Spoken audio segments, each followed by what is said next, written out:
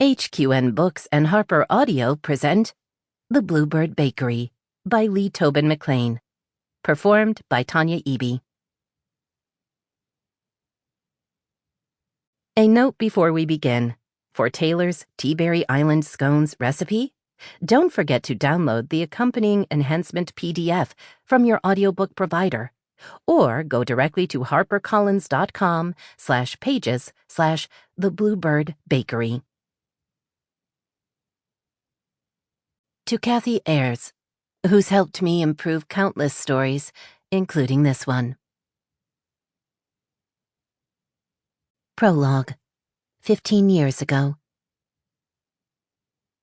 Taylor Harp was 15 years old when she learned that, sometimes, it was better to be the smart one than the pretty one. "Let's go, Savannah. You're going to stay with me." Mrs. Williams, Mom's best friend, tugged Taylor's sister toward her Lexus. Aunt Katie put an arm around Taylor. "Come on, honey. You'll be living with me."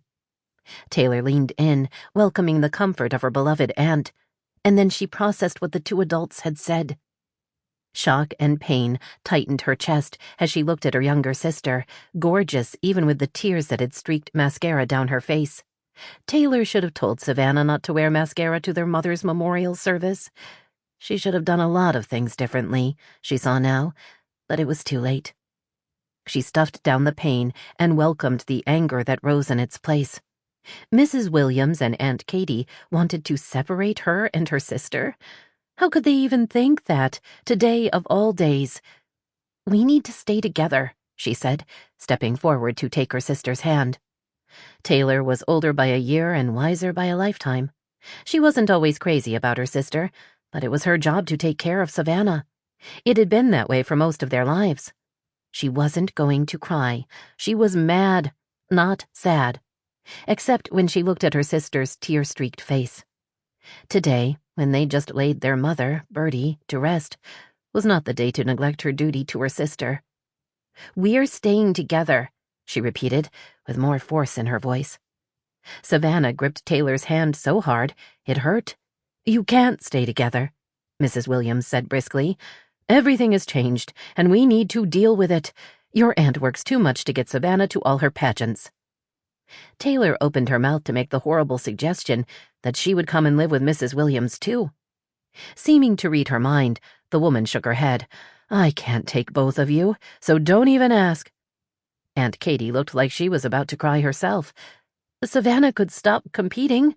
She needs to stay visible so she can get more modeling gigs." Mrs. Williams's voice was sharp. "Bertie left nothing. You know that." Aunt Katie bit her lip and reached out to brush back Savannah's blonde curls. "You can visit. A lot." Then she turned and patted Taylor's shoulder. "And you're so good at math. You can help me with my tax business." Taylor tried to maintain her anger, but it was turning into a stone of despair, pressing down on her. If Aunt Katie was giving in to awful Mrs. Williams, that meant the adults had already discussed this. It meant this separation was inevitable. That was a new word she'd learned by eavesdropping on Mrs. Williams's phone conversation. It was inevitable she'd take her own life one day, Mrs. Williams had said. Taylor swallowed hard and kept a grip on her sister's hand. "If you ever feel like Mom felt, you come to me," she whispered.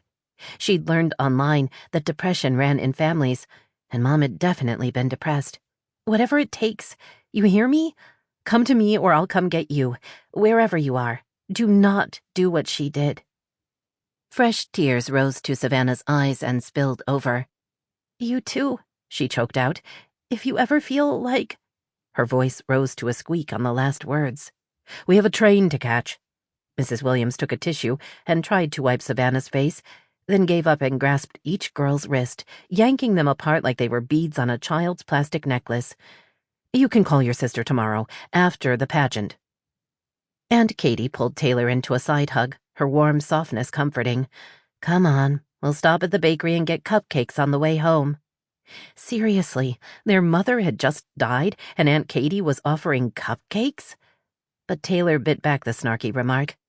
Aunt Katie was sweet, and really cupcakes were as good a comfort as anything else would be. "I want a cupcake," Savannah croaked out. "No cupcakes for Sample complete. Ready to continue?